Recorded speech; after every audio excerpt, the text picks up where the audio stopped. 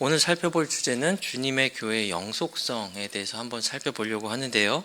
지난 시간 우리가 함께 공부했던 주님의 내 교회가 어떤 의미를 가지고 있는지에 대해서 함께 공부한 내용을 이제 기억해 보시면은 바로 직결되는 주제다라는 것을 알 수 있으십니다. 주님께서 말씀하셨죠. 내가 내 교회를 세우리니 라고 말씀하셨습니다. 여기에서 교회가 에클레시아라는 단어로 사용되고 있다고 말씀드렸는데요. 이 단어는 언제든지 특정 목적을 가지고 불러냄을 받은 실제적인 모임이다 라는 것에 대해서 제가 말씀을 드렸습니다. 인간 창립자를 가지고 시작하는 교파나 교단 교회나 눈에 보이지 않는 무형의 집합체는 주님의 내 교회가 아니다라는 것을 지난 시간에 함께 공부를 했습니다. 주님께서 내 교회라고 말씀하셨을 때는 세 가지 의미를 갖는다고 지난 시간에 함께 공부했습니다. 첫 번째, 주님만이 머리 되시고 주님만이 소유하실 수 있는, 주님만이 주인 되시는 모임이 주님의 내 교회입니다. 두 번째로, 주님의 소유된 모임은 주님이 말씀하신 원칙에 따라서만 운영되어져야 되겠죠. 그 모임만이 예수님의 내 교회라고 불릴 수 있습니다. 그리고 세 번째, 그 모임은 주님께서 부활 승천하신 후에 주님께서 다시 오실 때까지 이 역사의 무대에 계속 존재하는 교회를 의미합니다. 어느 순간 사라져서 없어졌다가 특정 인물에 의해서 다시 회복하거나 개혁되어지는 교회가 아니라 주님의 약속의 말씀에 근거해서 역사의 무대에 항상 존재하는 교회가 바로 주님의 내 교회다. 그래서 주님께서 마태복음 16장 18절에서 내가 내 교회를 세우겠다고 말씀하셨을 때 이 세 가지를 항상 기억하고 염두해야 되겠습니다 라고 우리가 함께 살펴봤죠. 오늘 주님의 교회의 영속성의 주제를 이제 본격적으로 들어가기 전에 우리가 한번 살펴볼 질문이 있습니다. 첫 번째는 우리는 과연 어디에 서 있는가입니다. 우리는 과연 어디에 서 있는가? 우리가 생각하고 배우는 이 교회에 대한 진리가 성경에서 말씀하고 있는 교회의 진리와 일치하는가에 대해서 우리가 살펴보아야 되는 것이고요. 두 번째, 우리가 믿는 참 교회는 무엇인가입니다. 말씀드렸다시피 사람이 창립하고 사람이 시작하는 사람의 신학을 주도로 생겨난 교파, 교회들 그리고 무형에 보이지 않는 어떤 모임들 이런 것들은 주님의 내 교회가 아니라고 말씀드렸죠. 자, 우리는 교회론에 대해서 배우기 전에 먼저 침례에 순종하고 눈에 보이는 모임으로서 이렇게 모이고 있잖아요. 이 두 가지 질문에 대해서 우리는 공통된 답변을 할 수 있어야 된다라는 것입니다. 나는 이 교회를 믿습니다. 그리고 무엇이 참교회인지 나는 어떤 교회라도 나는 상관없습니다. 이렇게 생각하면 안 된다는 것이죠. 우리는 이 두 가지 질문에 대해서 성경적인 동일한 답변을 우리 모두가 할 수 있어야 된다는 것이죠. 자, 오늘 주제는 주님의 교회의 영속성인데 진리의 빛을 따라서 71페이지에 있습니다. 그런데 이제 분량으로 따지면은 딱 한 페이지 정도예요. 분량이 굉장히 적습니다. 그렇기 때문에 우리가 지난 시간에 배웠던 것들을 다시 한번 복습하고 그리고 이것과 관련된 주제인 2부에 있는 내용을 미리 먼저 예습하면서 공부하는 형식으로 하도록 할게요. 에클레시아는 교회라는 단어로 번역됩니다. 처치라는 단어로 쓰이고 있고요. 이 단어의 사전적인 의미 그리고 성경적 용례는 불러냄을 받은 사람들의 실제적인 모임을 가리킨다고 제가 말씀드렸죠. 제가 에클레시아 이렇게 계속 반복해서 말씀드리니까 조금은 익숙해지시죠? 이렇게 계속 개념과 용어들을 제가 반복하는 경우가 있을 거예요. 에클레시아의 성경적 용례는 성경 도처에 사실 널려 있습니다. 하지만 굳이 하나만 사례를 찾아서 보자면 사도행전 19장에서 그 용례를 살펴볼 수가 있습니다.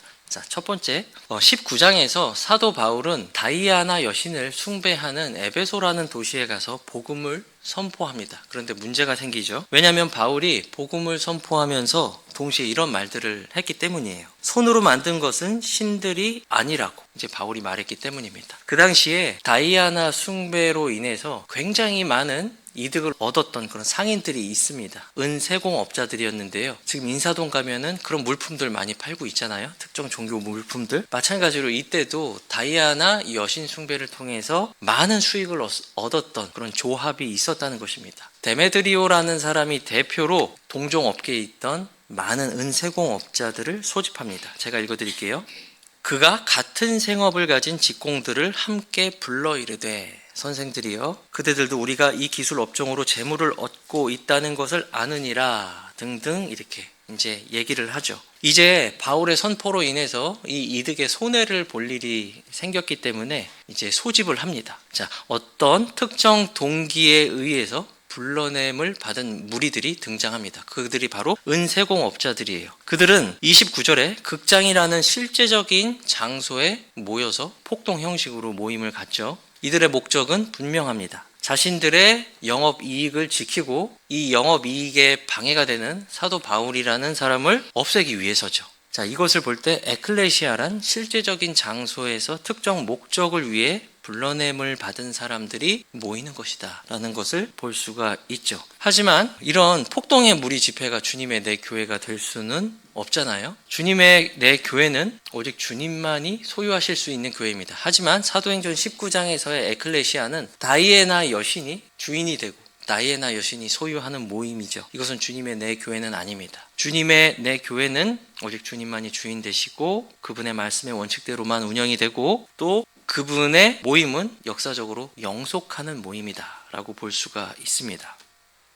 교회, 에클레시아라는 단어에 대해서 살펴봤죠. 두 번째로 살펴볼 단어는 주님께서 말씀하신 세우겠다라고 약속하신 이 세우다라는 단어입니다. 오이코도메오라는 그리스어를 사용하고 있는데 영어 킹제임스 번역자들은 두 가지 단어로 번역했습니다. 첫 번째는 build, 그 다음에 edify예요. 이 두 단어는 사실 서로 차이가 없을 만큼 또 같은 기원을 두고 있는 만큼 비슷하게 쓰여질 때가 있습니다. 이것을 종합해서 뜻을 말해보자면 세우다, 강화하다, 건축하다라는 뜻을 가지고 있습니다. 이것을 우리 머릿속으로 그림으로 한번 쉽게 이해해 보자면 기초를 닦고 정성을 들여서 무언가를 강화시켜 나가는 어떤 그림을 한번 생각해 보면 될 것 같습니다. 되게 재밌는 것은 이 단어가 영어든 그리스어든 신약성경 어디서도 새롭게 만들거나 창조하거나 새롭게 시작하다라는 의미로 이게 사용된 적이 없다는 거예요. 이미 존재하고 있는 그 어떤 것을 강화시킨다는 의미를 가지고 있습니다.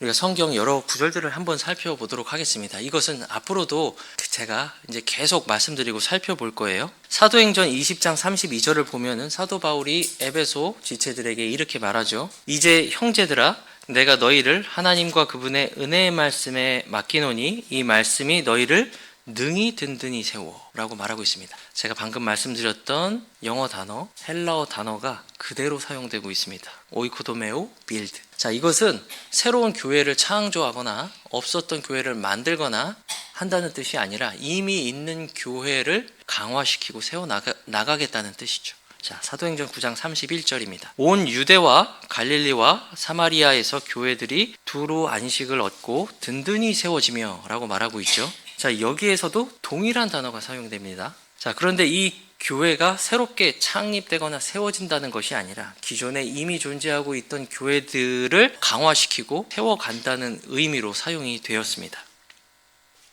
자, 고린도전서 3장 10절입니다. 내게 주신 하나님의 은혜에 따라 지혜로운 주 건축자로서 내가 기초를 놓았고 다른 사람이 그 위에 세웠느니라고 말씀하고 있습니다. 동일한 영어 단어, 동일한 그리스어 단어가 사용됐습니다. 자, 이 문맥에서 사도 바울은 자기 자신을 심는 자로 언급하고 있습니다. 그리고 기초를 놓는 자로 언급하고 있어요. 당연히 기초는 한 분, 예수 그리스도 외에는 없습니다. 바울은 심는 자였습니다. 하지만 아볼로는 물 주는 자, 세우는 자로 그 해당 문맥에서 언급이 되고 있습니다. 이 말씀만을 살펴보면은 이미 있는 교회를 아볼로가 물을 주고 말씀으로 양육하고 강하게 세워준다는 것을 알 수 있죠. 아볼로는 교회를 개척한 적이 없습니다. 기초를 놓은 것은 바울이죠. 그래서 우리는 이 내가 내 교회를 세우리니 라고 말씀하셨을 때 주님께서 세우겠다고 말씀하신 것이 내가 새롭게 무언가를 시작하겠다고 말씀하는 것이 아니라 이미 있던 교회들을 강화시켜 나가겠다, 세워 나가겠다 라고 이렇게 선언하고 있다는 것을 알 수 있다는 것이죠. 주님께서는 교회가 없었는데 내가 미래 어느 특정 시점에 내가 그 교회를 시작하고 창조하겠다고 말하는 것이 아니라 이미 주님 곁에서 특정 목적을 가지고 불러냄을 받은 실제로 모이는 그 모임을 강화시키겠다고 말씀하고 있는 거예요. 그래서 주님께서는 오순절이 되기도 전에 마태복음 16장 18절에서 딱 2장만 넘어가면 18장에서 교회 권징에 대한 제도를 지침을 이렇게 주시죠. 교회 안에서 형제 자매들끼리 분쟁이 일어났을 때 어떻게 대처해야 될지 그 지침을 주십니다. 자, 처음에는 당사자 간에 만나고, 그래서 해결되지 않으면 추가 증인들을 데려가서 말하게 하고, 그것의 말도 듣지 않으면 교회에다가 말하라고 가르쳐 주시죠. 교회의 말도 듣지 않으면 그때는 이교도나 세리처럼 여기라. 자, 주님께서는 이렇게 교회 권징 제도를 주심으로써 교회를 강화시키셨습니다. 그리고 26장에 가서는 주님의 만찬을 시행하시죠. 주님께서 빵을 떼고 포도 음료를 나눠주셨습니다. 그분이 주신 빵은 그분의 살이고, 또 그분이 주신 포도 음료는 그분이 흘리실 피죠.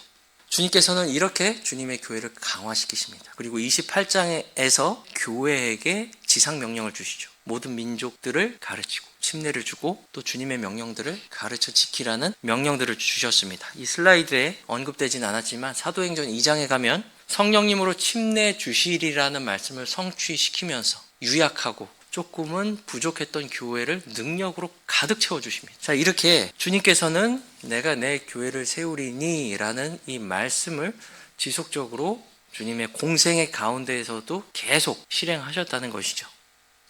자, 저는 이 말씀을 준비하면서 저는 이것이 우리나라 대한민국의 건국과 발전과 굉장히 유사하다고 생각을 했습니다. 지금 우리나라 한번 보세요. 굉장히 부강해졌죠. 우리나라 문화 영향력이 대단합니다. 국방력도 대단하죠. 경제력도 이전에 비교할 수가 없습니다. 우리 할아버지 할머니 부모님 세대를 한번 보세요. 6.25 전쟁 거치면서 정말 가난했죠. 정말 비참했습니다. 그래서 우리나라에 있던 많은 청년들이 파독 간호사, 파독 광부로 나가서 정말 힘겹게 수고하면서 일했죠. 그리고 전쟁터로 파병 나가기도 했습니다. 새마을 운동하면서 열심히 한번 잘 살아보자고 구호 외치면서 정말 자기 인생을 갈아 넣었던 것이 우리 부모님 세대죠. 그리고 중동에 건설 노동자로 가기도 했습니다. 낮에 뜨거운 햇빛을 피해서 일하느라고 밤에 전기불 켜고 횃불 들고 일했다는 얘기를 저는 경험해 보지 못했지만 전에만 들었죠.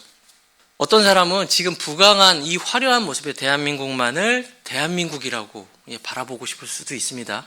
하지만 예전에 가난하고 헐벗고 정말 부족했지만 그때 당시의 대한민국도 여전히 나의 조국 대한민국이라는 것이죠. 자, 이것을 교회에도 똑같이 적용해 볼 수 있습니다. 비록 연약하고 부족했지만 처음 조직되고 무언가 많이 엉성했지만 이런 과도기 가운데 있었던 교회도 여전히 주님의 내 교회라는 것이죠. 어떤 사람들은 그 사도행전의 능력 있고 영광스러운 교회만을 생각하고 싶을 수도 있겠지만, 그리고 바울의 서신서에 따른 그 잘 조직되고 여러 가지 정비된 지침들을 잘 실행하는 교회만을 교회로 생각하고 싶을 수 있겠지만, 과도기적인 과정에 있었던 교회도 주님의 교회라고 부정할 수 없다는 것이죠.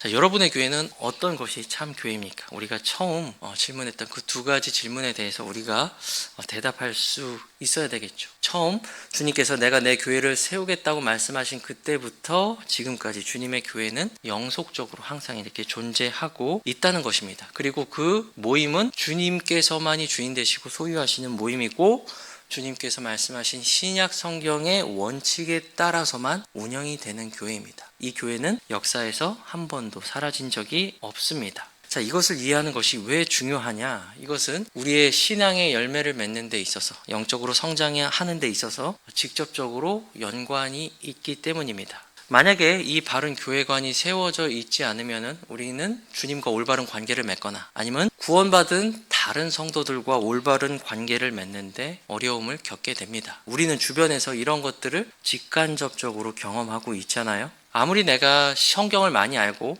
아무리 내가 기도를 많이 하더라도 잘못된 교회관을 가지고 있고 그 잘못된 교회관에 따라서 잘못된 신앙적 실천을 하고 있다면 우리는 주님과의 관계뿐만 아니라 구원받은 형제 자매들하고도 어려운 갈등을 겪게 되는 문제들을 보게 된다는 것입니다.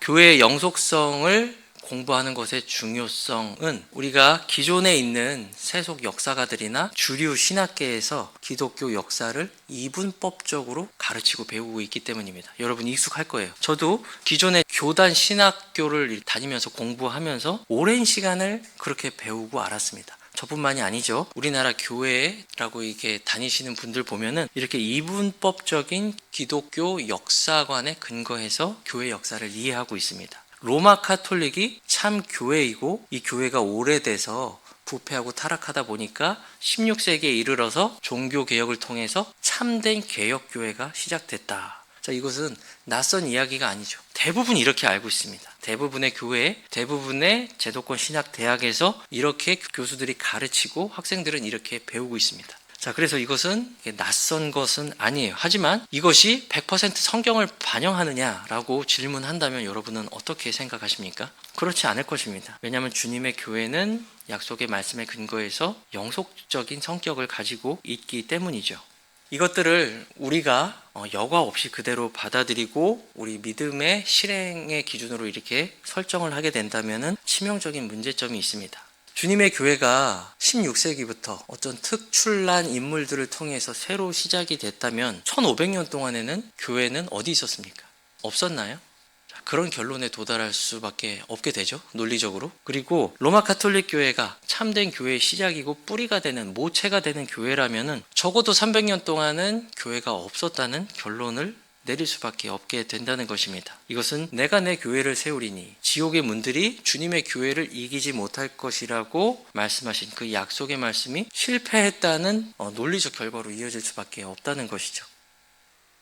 하지만 우리가 지난 시간부터 살펴보았던 오직 영감으로 기록되고 또 하나님께서 보존해 주신 그 말씀을 첫 번째 권위로 삼고 그것에 우리의 역사관을 비춰본다면은 3분법이라고 볼 수 있습니다. 당연히 첫 번째 자리는 주님의 내 교회가 위치해 있어야 되겠죠. 이것은 로마 가톨릭처럼 침례 중생, 세례 중생을 가르치지 않습니다. 그리고 여러 가지 비성경적인 성사 제도나 성직자 계급 제도를 이렇게 주장하지도 않습니다. 자치적이고 독립적이고 성경 유일론적인 침례 순종에서 가시적인 모임을 이루는 주님의 내 교회가 첫 번째 위치에 놓여야 된다는 것이죠. 오히려 로마 가톨릭이나 기존 교파, 교단들은 주님의 교회로부터 잘못된 변형을 통해서 파생된 한 갈래이다라고 보는 것이 더 우리가 성경적인 입장이다라고 말할 수가 있다는 것입니다.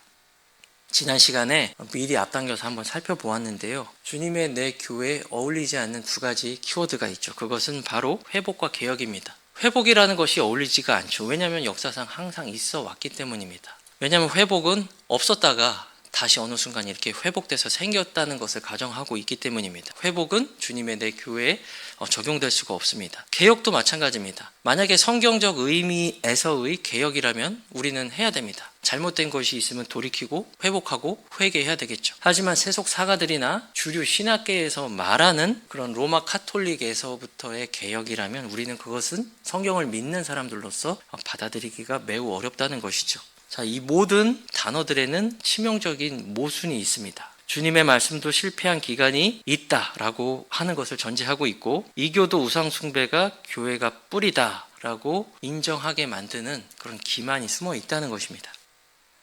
자, 오늘 나갈 주제에는 없는데 이거 2부에서 살펴보게 될 내용들입니다. 하지만 우리가 그동안 이분법적인 교회 역사관에 이게 너무 많이 노출되어져 왔기 때문에 좀 익숙해지자는 차원에서 제가 2부의 내용들을 미리 좀 이렇게 끌어와서 슬라이드로 만들어 봤습니다. 미리 한번 보고 두 번째 보면은 어떻게 주님의 내 교회가 그 계보를 이어왔는지 이게 조금은 더 익숙하게 볼 수가 있을 것 같습니다. 주님의 교회는 역사에서 항상 존재했습니다. 1세기 사도들과 제자들 때부터 존재했죠. 아니 이미 주님이 이 지상에 머무르는 동안부터 이렇게 존재를 했습니다. 그리고 2세기 몬타니스트, 터툴리아니스트, 노바티안스, 누미디안스, 알비젠시스, 왈덴시스, 아나베프티스트, 베프티스트 이런 다양한 그룹의 이름으로 역사 속에 항상 존재해 왔어요.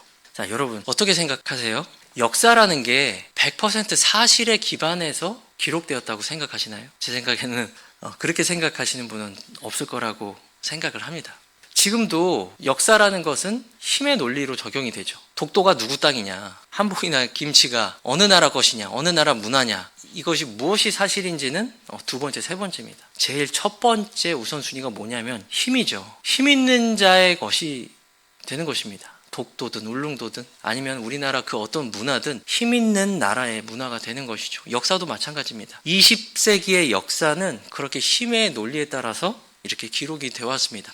패자의 기록들은 다 폐기되거나 없어졌어요.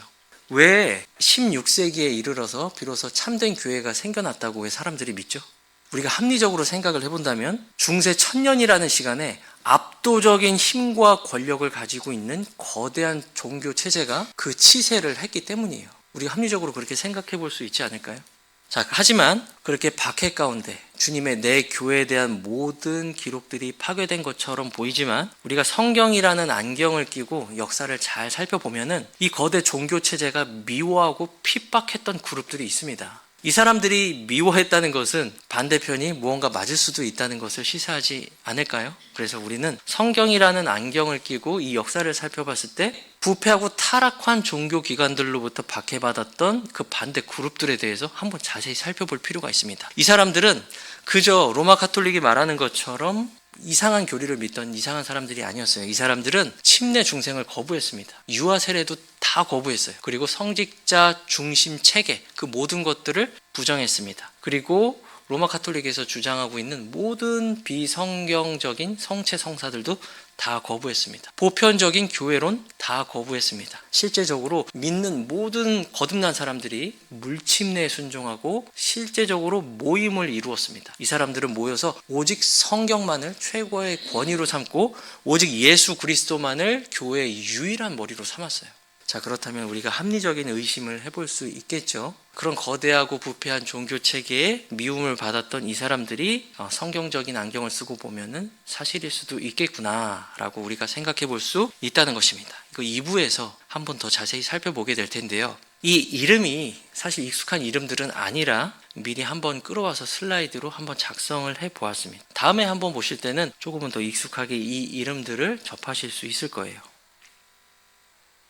제가 미리 말씀드렸는데 이들의 공통 특징입니다. 성경만이 유일한 권위를 가지고 있습니다. 이제 로마 카톨릭이 교황이 그리스도의 대리자고 교황이 말하는 그 말에는 어떤 것에도 오류가 없다라는 말을 이제 반대하고 나온 사람들이 이 사람들이라는 얘기죠. 유아 세례를 거부했습니다. 그냥 거부한 게 아니라 순교해가면서까지 거부를 했어요. 그리고 교회의 독립성과 자치성을 인정했습니다. 교황이 중심에 있고 그 모든 주변 교회들은 독립적인 것이 아니라 보편 교회로서 교황의 통치를 받는 그런 구조로부터 이탈했다는 것입니다. 주님께서 마태복음 18장에서 교회 권징 제도를 주셨다고 말씀하셨잖아요. 그것은 교회 내에서 발생하는 문제를 교회가 스스로 치리하는 데 그 중점을 두고 있습니다. 교회는 자치권이 있죠. 무엇보다도 주님의 지상명령, 모든 민족을 가르치고 아버지와 아들과 성령님의 이름으로 침례를 주고 주님의 말씀들을 지키게 하는 것, 이것들을 자기 삶의 최우선 가치에 둔 사람들이었습니다. 순교를 마다하지 않고요. 이것이 바로 주님의 교회가 단절 없이 역사 속에 항상 존재해 왔다는 오늘 우리가 공부하는 교회 영속성이라는 주제의 강력한 증거가 된다는 것이죠. 그리고 재미있는 것은 이분법적인 교회 역사관에서 보았을 때 이 참된 교회들로 인정되는 이 로마 가톨릭과 이 개혁교회, 이 둘 사이에서 제가 앞서 말씀드린 주님의 내 교회 그룹들은 박해를 받았다는 것입니다. 우리가 이분법적으로 봤을 때는 개혁자들, 이제 종교 개혁에서 나온 모든 교파 교회들이 굉장히 믿음의 영웅들처럼 비춰지지만 사실 또 다른 면의 교회 역사를 살펴보면은 오직 주님만 섬기려고 했던 참된 교회들이 카톨릭과 개신교 양쪽으로부터 정말 피비린내 나는 박해를 받았다는 것입니다. 여기에서 어떤 한 가지 영적인 흐름을 볼 수 있습니다. 왜냐하면 성경에서 주님의 참교회는 언제든지 박해가 함께할 거라는 예언들은 너무나도 많이 기록되어 있잖아요. 자, 그것들을 통해서 우리가 이 역사를 분별해 볼 수 있다는 것입니다. 정리, 결론, 묵상입니다. 나눠드린 유인물을 한번 읽어보시고 퀴즈도 풀어보시고 묵상을 해보시면 좋을 것 같아요. 우리가 기존에 가지고 있었던 기독교 역사의 관점인 이분법의 모순이 무엇인지, 그것이 성경에 비추어 봤을 때 무엇이 잘못되었는지, 그리고 이러한 여러 가지 분류 속에서 내가 믿는 교회는 무엇인지, 내 신앙생활의 뿌리는 무엇인지에 대해서 내가 스스로 대답할 수 있어야 되고, 더 넓게 나아가서는 우리 모두가 동일한 대답을 할 수 있어야 된다는 것입니다. 이것은 고고학이나 아니면 역사적 사료들을 내가 종합해보고 판단해서 믿겠다, 이것은 잘못된 겁니다. 왜냐하면 주님의 말씀이 이렇게 말씀하고 있기 때문에 내가 믿겠다라는 믿음의 원칙에 의해서 고백되어지는 것이지, 내가 어떤 세상적인 사료들 아니면 고고학적인 증거물들을 통해서 내가 보면 믿겠다라고 하는 것은 기존 이분법 사관과 다를 게 없는 것이죠. 우리나라 대한민국이 어떤 우리 선진들의 피와 땀과 노력을 통해서 우리가 지금 이런 아름다운 문화유산 그리고 발전된 국가위상 이런 것들을 누리면서 살아가고 있잖아요. 주님의 내 교회도 마찬가지입니다. 예수님께서 피 흘려 죽으시고 모든 초세기 교회 성도들이 박해 가운데 순교까지 마다하지 않고 지켜서 세운 이 교회 위에서 우리가 이렇게 신앙생활을 하고 있다는 것입니다. 우리가 그런 것들을 기억하면서 지지난 시간 승리의 기회에 대해서 배웠잖아요. 우리가 승리할 수 있는 첫 번째 카테고리 가장 귀한 것이 교회 안에서 뿌리 내린 나의 바른 신앙생활이 중요하다는 것도 배웠습니다. 우리가 그런 것들에 대해서 감사하고 묵상해보는 그런 시간이 되었으면 좋겠습니다. 기도하고 마무리하겠습니다.